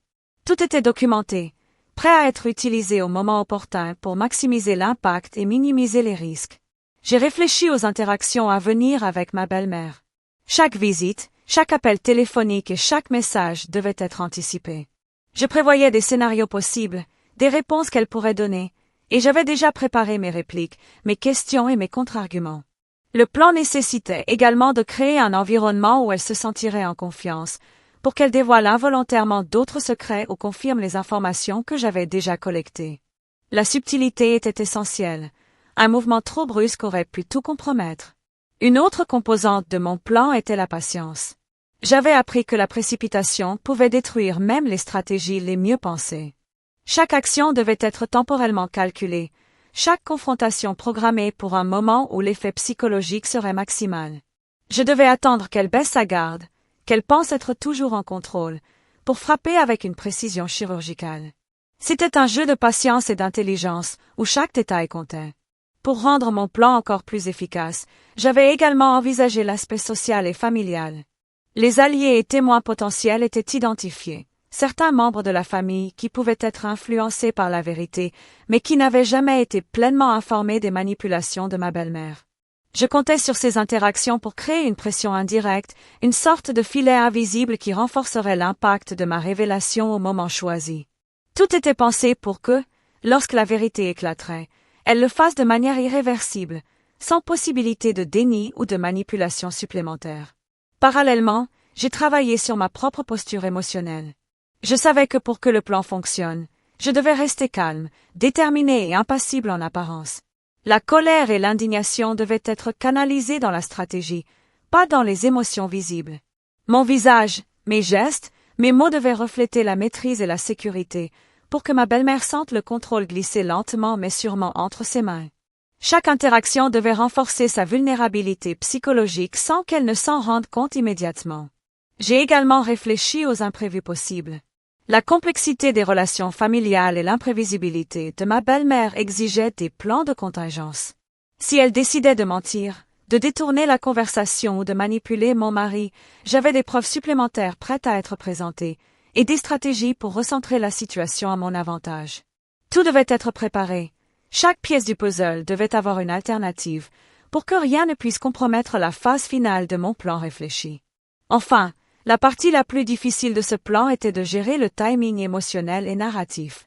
Je devais orchestrer la découverte de la vérité de manière à provoquer l'effet maximal, indignation, révélation de la trahison, mais aussi satisfaction et justice. Chaque détail de la mise en scène devait être calibré pour que la confrontation finale ne soit pas seulement une victoire matérielle, mais une victoire psychologique et symbolique qui rétablirait l'équilibre et la dignité de notre couple et de notre famille. Le plan réfléchi n'était pas un simple acte impulsif de vengeance, c'était une œuvre de précision, de stratégie et de patience. Chaque étape, chaque mouvement et chaque mot avait été anticipé. Chaque document trouvé, chaque comportement observé, chaque indice récolté contribuait à cette architecture complexe qui allait enfin exposer ma belle-mère à la vérité de ses propres secrets.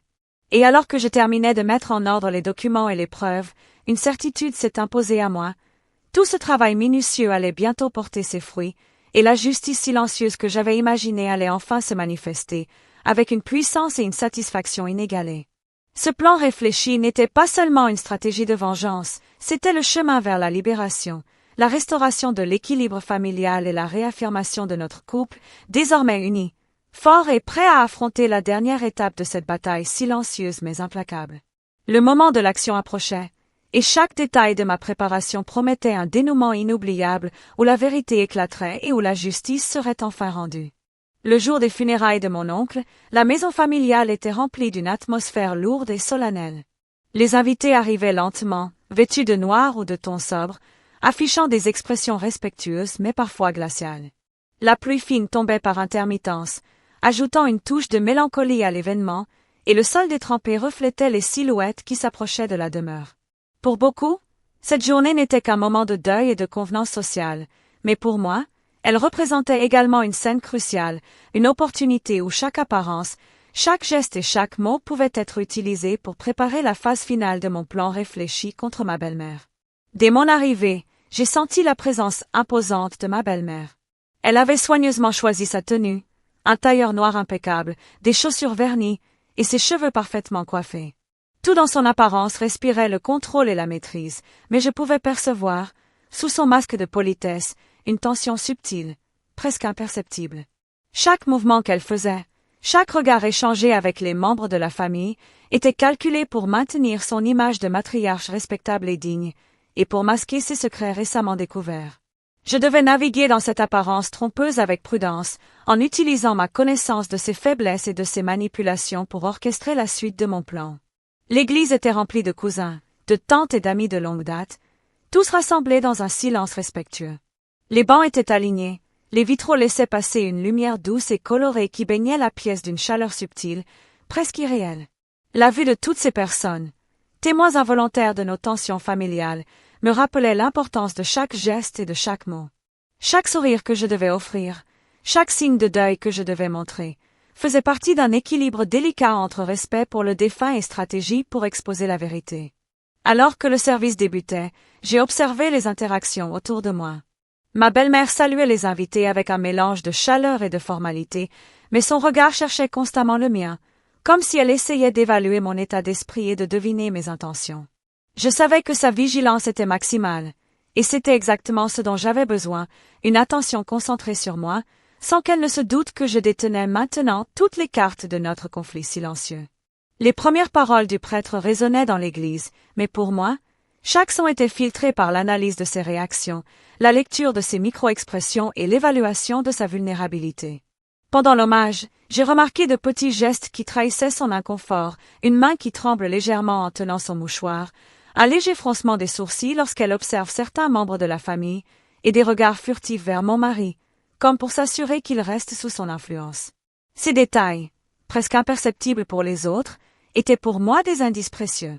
Ils confirmaient que la découverte du secret et la confrontation étouffée avaient déjà commencé à modifier la dynamique familiale, et que ma belle-mère n'était plus aussi sûre de son contrôle qu'elle le croyait. À la sortie de l'église, le cortège se dirigeait vers le cimetière. L'odeur de la terre mouillée, le bruit des pas dans la boue et le silence pesant des participants créaient une atmosphère presque cinématographique. Chaque mouvement devait être étudié. Comment placer ma présence par rapport à la sienne, comment interagir avec les autres membres de la famille, et surtout, comment préparer subtilement le terrain pour que les révélations à venir aient l'impact maximal. Même le simple fait de tenir un parapluie ou de marcher à côté de mon mari devenait un élément stratégique pour montrer notre unité et notre contrôle silencieux face à elle. Pendant la cérémonie, j'ai choisi de maintenir une apparence de calme et de respect absolu. Mes gestes, ma posture et mes expressions faciales étaient mesurés à la perfection. Mais sous cette apparence tranquille, mon esprit travaillait intensément, calculant chaque instant, chaque mot que je prononcerais et chaque interaction qui pourrait révéler la vérité au moment opportun. Je savais que ma belle-mère surveillait chacun de mes gestes, et c'était exactement ce dont j'avais besoin, qu'elle soit attentive, concentrée sur moi, pendant que je préparais la suite de mon plan de manière invisible mais efficace. Les funérailles étaient également un moment d'observation stratégique. Les conversations feutrées, les chuchotements entre cousins et oncles, tout servait de toile de fond pour identifier les alliés potentiels, les membres de la famille qui pourraient être influencés par la vérité et ceux qui pourraient servir d'appui pour la phase finale de ma vengeance. Chaque sourire, chaque mot échangé était analysé, pesé et intégré dans la stratégie globale. L'apparence sociale de la cérémonie masquait la tension latente, mais pour moi, chaque détail était un signal, une pièce du puzzle, préparant le moment où la vérité éclaterait sans retour possible. Quand nous sommes arrivés au cimetière, j'ai remarqué que ma belle-mère essayait de contrôler la disposition des invités autour de la tombe. Elle voulait être au centre, comme si son autorité pouvait influencer même le moment final d'adieu aux défunts. Mais cette posture était révélatrice, elle exposait son besoin de contrôle, son anxiété sous-jacente et sa peur inconsciente que ses secrets soient enfin découverts aux yeux de tous. J'ai saisi cette faiblesse, et dans mon esprit, j'ai commencé à planifier comment utiliser cette exposition pour orchestrer le point culminant de ma vengeance. Le service funéraire se terminait, et les invités commençaient à se disperser pour partager des condoléances et des souvenirs. Chaque mouvement était une danse subtile, chaque parole un moyen d'évaluer la réaction de ma belle-mère. Les apparences, si soigneusement entretenues, commençaient à montrer des fissures, et je savais que le moment où le masque tomberait approchait rapidement. Mon plan réfléchi, construit patiemment pendant des semaines, était sur le point de se concrétiser dans cet espace public mais contrôlé, où chaque regard et chaque mot comptaient. En quittant le cimetière, je sentais la tension et l'anticipation monter. L'apparence de calme et de respect que j'avais maintenue pendant tout le service n'était qu'une couverture pour l'action future.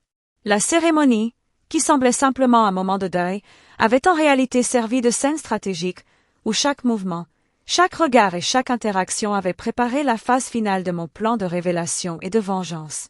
La maîtrise de l'apparence devenait désormais un outil puissant, prêt à être utilisé pour faire éclater la vérité et rétablir la justice dans notre famille. Le moment tant attendu était enfin arrivé. Après des semaines de préparation minutieuse, d'observation silencieuse et de calculs précis, j'étais prête à faire éclater la vérité au grand jour. Tout autour de moi, les invités étaient réunis dans le grand salon de la maison familiale, décoré avec soin pour l'occasion, sous prétexte d'un dîner en hommage discret après les funérailles. L'atmosphère semblait ordinaire, presque paisible, mais chaque détail avait été orchestré pour préparer le terrain de la révélation publique. Les tables étaient dressées, les chandelles allumées, les invités discutant calmement, inconscients de la tempête qui allait bientôt frapper. Ma belle-mère, fidèle à son habitude, avait choisi une tenue élégante, un tailleur crème impeccable, accompagné de bijoux discrets mais raffinés. Son expression affichait la confiance et le contrôle, mais je pouvais discerner, sous son masque, une tension nerveuse, une attention concentrée sur mes moindres gestes. Elle croyait encore pouvoir dominer la situation, influencer les perceptions et maintenir son image intacte. Mais ce qu'elle ignorait, c'est que j'avais préparé chaque détail pour que son monde bien ordonné s'effondre sous ses yeux, publiquement et irrévocablement. J'ai pris la parole avec un calme calculé, mon regard balayant la pièce, captant l'attention de chaque personne présente. La surprise initiale dans les yeux de ma belle-mère valait déjà la peine. Elle ne s'attendait pas à ce que je prenne l'initiative de parler, à ce que je transforme ce moment apparemment banal en scène de justice et de vérité. Avec une voix posée mais ferme, je commençai à exposer les faits, en détaillant chaque preuve que j'avais recueillie. Je montrais les documents financiers, les lettres, les photos et les reçus, en expliquant méthodiquement comment ils révélaient ses manipulations, ses trahisons et son contrôle sur notre couple et notre famille. Chaque mot prononcé semblait suspendre l'air dans la pièce. Les convives, d'abord incrédules, échangeaient des regards surpris, certains murmurant entre eux, d'autres regardant ma belle-mère avec un mélange d'étonnement et d'incrédulité. Les preuves que je présentais étaient irréfutables, les sommes d'argent détournées, les contrats signés en secret, les rencontres clandestines, tout était documenté et organisé pour prouver la portée de ses actions. La tension était palpable, et chaque geste de ma belle-mère, chaque contraction de ses mains ou fronce de ses sourcils trahissait son désarroi croissant. Elle tenta de répondre, de minimiser, de détourner la conversation, mais chaque argument que j'avais anticipé tombait à plat. J'avais prévu ces tentatives de manipulation verbale et chaque réplique avait été préparée pour neutraliser son influence. Les invités observaient maintenant un duel silencieux entre sa façade de matriarche respectée et la réalité de ses actes, révélée sous les yeux de tous. Le contraste était saisissant, et chaque regard tourné vers elle amplifiait l'effet de la révélation. Le moment le plus marquant fut lorsque je fis apparaître les lettres adressées au notaire, expliquant comment elle avait détourné l'héritage familial. La stupeur sur son visage était palpable, sa main tremblante essayant de cacher la honte et la colère. Les murmures se transformèrent en chuchotements collectifs, chaque personne autour de la table réalisant l'ampleur de sa manipulation. Mon mari, assis à côté de moi, me lança un regard rempli de gratitude et de soulagement, la vérité éclatait enfin, et notre couple retrouvait sa dignité. Les convives commencèrent à poser des questions, certains incrédules, d'autres indignés, et je répondis avec calme, donnant des précisions sans laisser place à l'ambiguïté.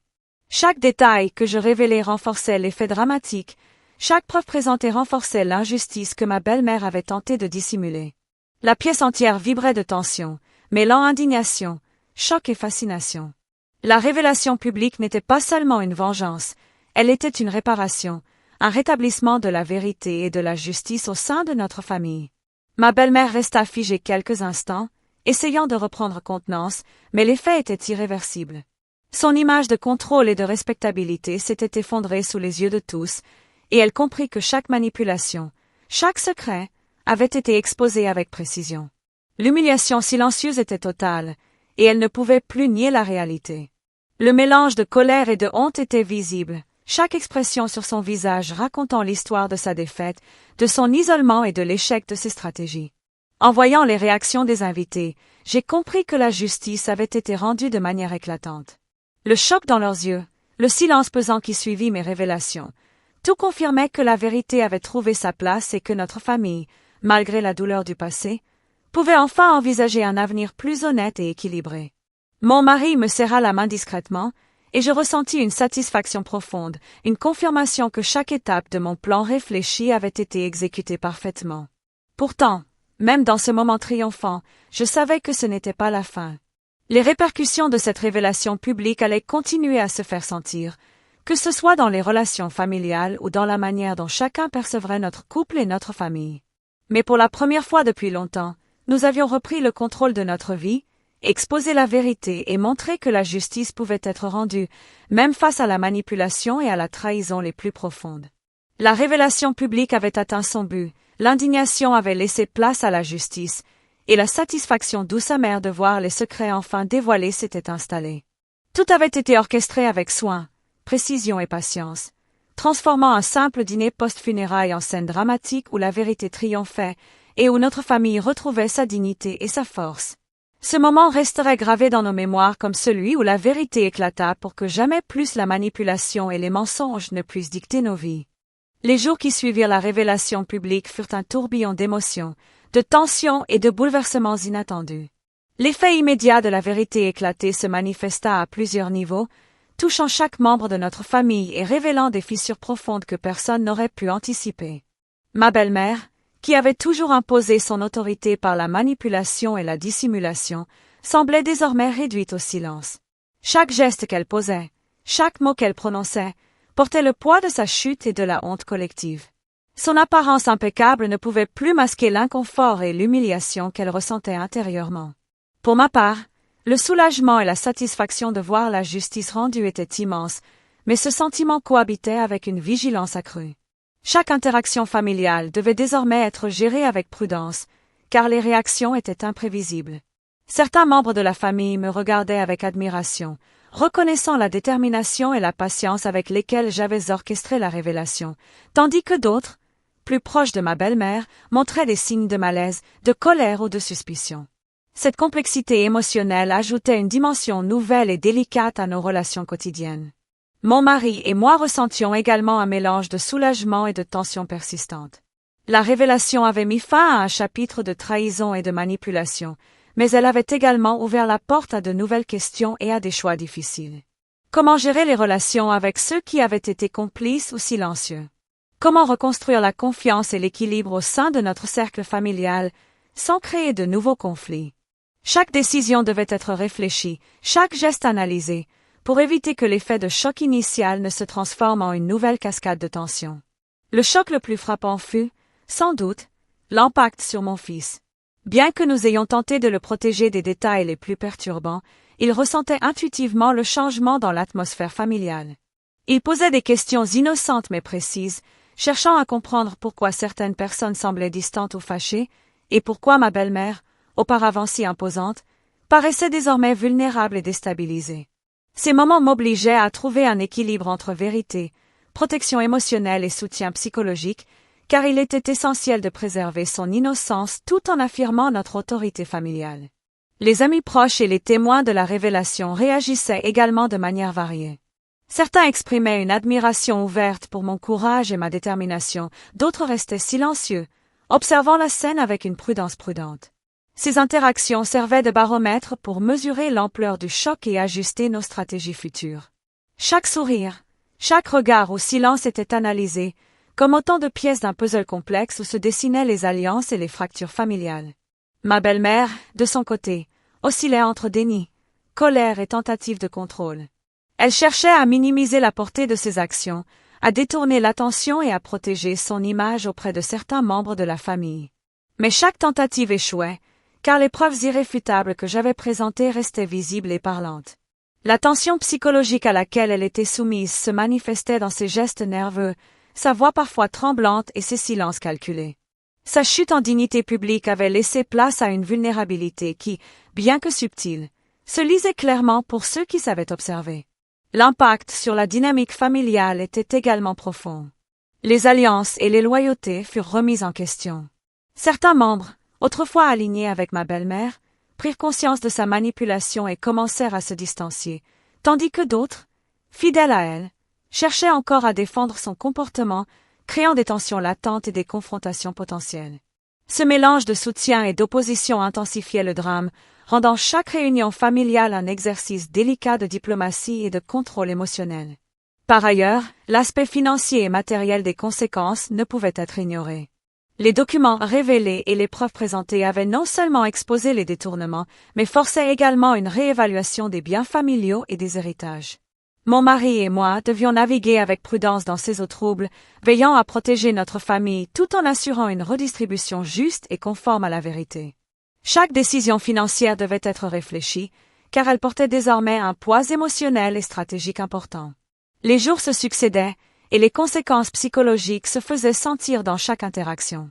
La tension et l'indignation initiale se transformaient peu à peu en une forme de prudence et d'anticipation. Les comportements se modifiaient, les dialogues étaient choisis avec soin, et chacun semblait mesurer ses mots pour éviter de nouvelles confrontations ou humiliations. Ce mélange de vigilance, de prudence et de réflexion stratégique devenait la nouvelle norme dans notre quotidien familial. Le choc, cependant, n'était pas seulement externe.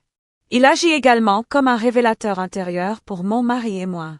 Nous avions maintenant une compréhension profonde de notre propre force, de notre capacité à résister aux manipulations et à restaurer notre dignité. Chaque difficulté traversée, chaque moment de tension et chaque choix stratégique renforçait notre complicité et consolidait notre relation. Ce processus, bien que difficile, avait transformé notre couple et notre famille, nous donnant les outils nécessaires pour affronter de futurs défis avec lucidité et détermination. Enfin, les conséquences émotionnelles furent les plus durables. La révélation publique et l'effet de choc qu'elle provoqua avaient permis de redéfinir les relations, de clarifier les loyautés et d'établir un nouvel équilibre. Ma belle-mère, désormais consciente que ses secrets ne pouvaient plus être cachés, devait faire face aux regards et aux jugements, tandis que nous, en tant que couple et famille, pouvions enfin envisager un futur plus serein, plus honnête et plus fort. Chaque interaction future porterait désormais la mémoire de cette vérité dévoilée, et chaque décision serait guidée par la conscience de ce qui avait été révélé et des leçons apprises. Le monde familial, bouleversé et choqué, venait de changer de manière irréversible. L'indignation initiale avait laissé place à une compréhension nouvelle, à une vigilance renouvelée et à une justice qui, bien que silencieuse au départ, s'était affirmée de manière éclatante. Les chocs étaient nombreux, les conséquences profondes, mais au centre de tout cela, notre couple et notre famille se tenaient plus unis, plus forts et plus résolus que jamais à protéger ce qui leur appartenait et à ne plus jamais permettre que la manipulation et la trahison dictent leur vie. Après la révélation publique et les conséquences immédiates qui avaient bouleversé notre famille, un calme apparent s'était installé, mais je savais que la véritable revanche devait se dérouler dans l'intimité, loin des regards des autres. Cette vengeance n'était pas un acte impulsif ni une explosion de colère, elle était réfléchie, méthodique, soigneusement orchestrée pour rétablir la justice et clore ce chapitre de manipulation et de trahison de manière définitive. Chaque détail, chaque geste et chaque interaction avait été minutieusement planifié afin que le résultat soit infaillible et satisfaisant sur le plan émotionnel et psychologique. Je commençai par analyser à nouveau toutes les failles de ma belle-mère, celles que j'avais découvertes au fil des semaines, ses manœuvres financières, ses mensonges répétés, ses tentatives de manipulation de mon mari et de certains membres de la famille. J'avais préparé un environnement où elle se sentirait en confiance, pensant que tout était revenu à la normale après la tempête de la révélation publique. Mais c'était exactement cette illusion de calme qui allait rendre ma revanche encore plus efficace et intime. Le jour choisi, nous nous sommes retrouvés seuls dans le grand salon, une lumière douce filtrant à travers les rideaux, créant une atmosphère presque paisible. Ma belle-mère, inconsciente de l'ampleur de ce qui allait suivre, parlait de manière détendue, cherchant à reprendre son autorité et son image de matriarche respectée. Mais derrière son sourire contrôlé, je pouvais percevoir une nervosité subtile, un léger tremblement dans sa voix, des gestes moins assurés que d'habitude. Chaque mouvement était pour moi une confirmation que mon plan intime de vengeance allait porter ses fruits.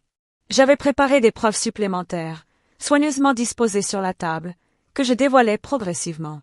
Il ne s'agissait pas seulement de documents financiers ou de lettres compromettantes, mais aussi d'éléments qui révélaient sa manipulation psychologique sur moi et sur mon mari. En les exposant calmement, mais avec fermeté, je laissais chaque preuve parler d'elle-même. Les yeux de ma belle-mère s'élargissaient à mesure qu'elle comprenait que cette fois, la confrontation était personnelle, directe et inévitable. Elle réalisait qu'il n'y avait plus aucun moyen de contrôler la situation. Je me suis approché d'elle, mon regard ancré dans le sien, et j'ai parlé avec une voix calme et chargée de détermination. Tu pensais pouvoir tout cacher, manipuler et imposer ta volonté, mais maintenant, chaque secret que tu as gardé contre nous est à découvert. Son visage, d'abord figé dans l'incrédulité, se transforma lentement en une expression de honte et de colère mêlée. Chaque mot que je prononçais était choisi avec précision, chaque phrase construite pour maximiser l'impact émotionnel et la conscience de sa défaite. Le véritable pouvoir de ma revanche intime résidait dans le contrôle silencieux que je détenais désormais sur la situation. Contrairement à la confrontation publique, ici il n'y avait pas de témoin, pas d'allié pour la soutenir. Chaque geste, chaque expression et chaque respiration étaient amplifiées, intensifiant son sentiment de vulnérabilité et de regret. Je pouvais observer, en détail, la manière dont la vérité et la justice se manifestaient dans ses réactions les plus instinctives, le tremblement de ses mains, le regard fuyant, les silences forcés. Pour rendre cette vengeance encore plus complète, j'avais également anticipé ses tentatives de justification ou de minimisation. Chaque excuse qu'elle tenta de formuler fut confrontée calmement avec les preuves que j'avais sous la main. Aucun mensonge ne pouvait passer inaperçu, aucun détournement n'était possible. La précision et la méthode de mon approche rendaient chaque tentative de manipulation inefficace, et chaque preuve présentée renforçait l'ampleur de son humiliation intime. Je pris également soin d'impliquer mon mari dans cette scène, subtilement mais de manière significative. Sa présence, silencieuse mais ferme, symbolisait notre unité et notre force retrouvée.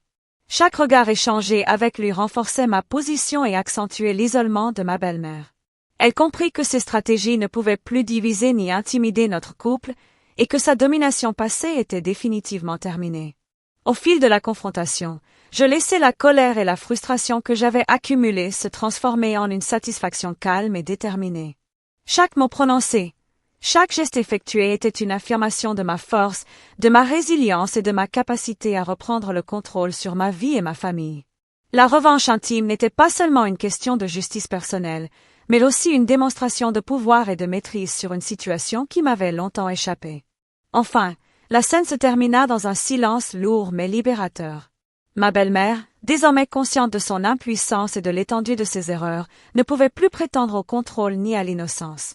Le sentiment de victoire que je ressentais était intense, mais accompagné d'une profonde réflexion sur les conséquences de chaque action, sur la fragilité des relations humaines et sur la nécessité de protéger ce qui nous appartient. Cette revanche intime avait transformé non seulement la dynamique familiale, mais aussi ma propre perception de la justice et du pouvoir émotionnel. Je laissai la pièce silencieuse, l'esprit clair et le cœur apaisé, sachant que chaque étape de cette vengeance, minutieusement préparée et exécutée, avait été accomplie. Ma belle-mère avait été confrontée à ses secrets de manière personnelle, directe et irréversible, et je pouvais enfin envisager l'avenir avec la certitude que la vérité et la justice avaient triomphé.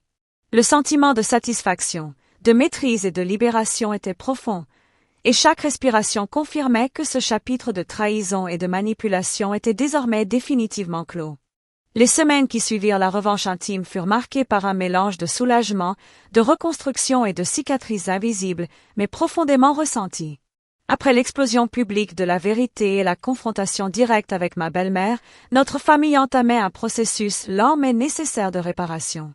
Chaque geste, chaque parole, chaque interaction quotidienne devenait un petit pas vers la reconstruction de la confiance et de l'équilibre au sein de notre cercle familial. Les blessures causées par les manipulations et les trahisons ne disparaissaient pas immédiatement, mais elles commençaient à cicatriser grâce à la transparence, à la justice rendue et à la communication consciente entre les membres de la famille. Mon mari et moi, après avoir traversé tant d'épreuves, ressentions un mélange de satisfaction et de vigilance. La satisfaction venait de la certitude que la vérité avait triomphé, que les injustices avaient été exposées et que notre couple était désormais plus uni que jamais. Mais la vigilance restait nécessaire, car les cicatrices laissées par les conflits, les secrets et les manipulations n'étaient pas effacés d'un simple geste.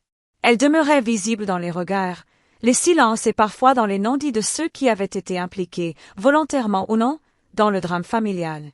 La relation avec ma belle-mère, désormais affaiblie et vulnérable, avait radicalement changé. Elle était devenue consciente de ses erreurs, non seulement devant les preuves et les révélations publiques, mais aussi face à l'impact réel de ses actions sur notre couple et sur la famille élargie.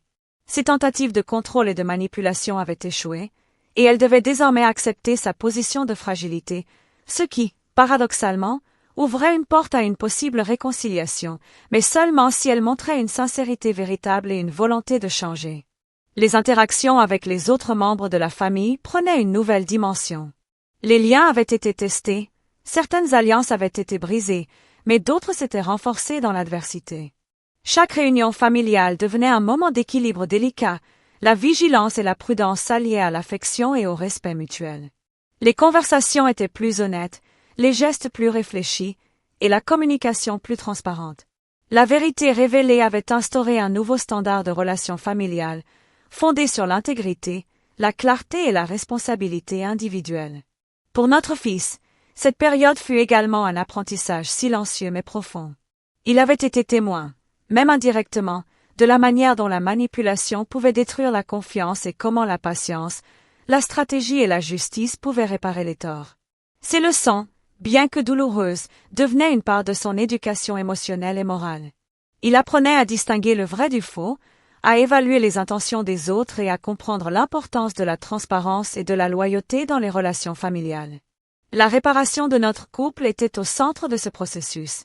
Nous avions traversé l'épreuve ensemble, confronté les secrets et les mensonges, et renforcé notre complicité. Chaque discussion sur les événements passés devenait un moyen de consolider notre compréhension mutuelle et d'assurer que nous ne reproduirions jamais les mêmes erreurs. La confiance, redevenue le pilier de notre relation, était maintenant plus solide, car elle avait été testée et éprouvée dans les moments les plus difficiles. Les cicatrices émotionnelles, bien qu'encore sensibles, portaient désormais un sens nouveau. Elles étaient des rappels de ce qui avait été surmonté, de la force et de la résilience nécessaires pour affronter les trahisons et les manipulations. Ces cicatrices n'étaient plus seulement des blessures, elles étaient des marques de sagesse et de courage, des preuves que chaque étape douloureuse avait contribué à nous rendre plus forts et plus conscients de la valeur de la justice et de l'honnêteté. Dans le cadre familial élargi, certaines relations nécessitaient encore du temps et de l'attention. Les tensions persistantes avec ceux qui avaient soutenu ou protégé ma belle-mère demandaient patience et diplomatie. Chaque interaction devenait une opportunité de reconstruire, mais aussi de poser des limites claires. Nous apprenions à naviguer entre pardon et prudence, compréhension et assertion, en tenant toujours compte de la fragilité laissée par les événements passés. La revanche intime, bien qu'achevée, avait laissé des traces et transformé définitivement notre perception de la famille, de la loyauté et de la justice. Les fondations de notre quotidien familial étaient désormais plus solides, car elles reposaient sur une vérité incontestable et sur la connaissance que la manipulation et les secrets ne pouvaient plus dicter nos vies.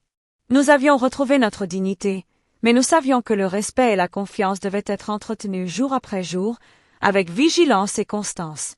Alors que je contemplais le futur, je réalisais que la réparation n'était pas seulement externe, mais aussi interne.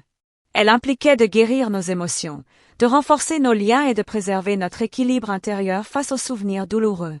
La vérité révélée, la revanche accomplie et la justice rendue avaient ouvert la voie à un renouveau familial, mais il restait encore à cultiver la patience, la compassion et la résilience pour que les cicatrices deviennent des souvenirs instructifs plutôt que des blessures persistantes.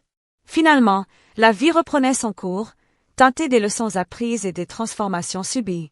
Les cicatrices étaient visibles ou invisibles, mais elles portaient un message clair, la vérité, la justice et l'amour sincère pouvaient triompher, même après les manipulations et les trahisons les plus profondes. Nous avions survécu aux secrets, à la trahison et aux tensions familiales, et nous étions prêts à continuer notre chemin avec force, sagesse et unité retrouvée. Le passé, bien qu'indélébile, devenait un guide et non une prison, et chaque respiration quotidienne rappelait que la justice et la vérité avaient trouvé leur place au cœur de notre famille. Et une nouvelle vidéo apparaît actuellement sur votre écran. Regardez-la avant qu'elle ne disparaisse.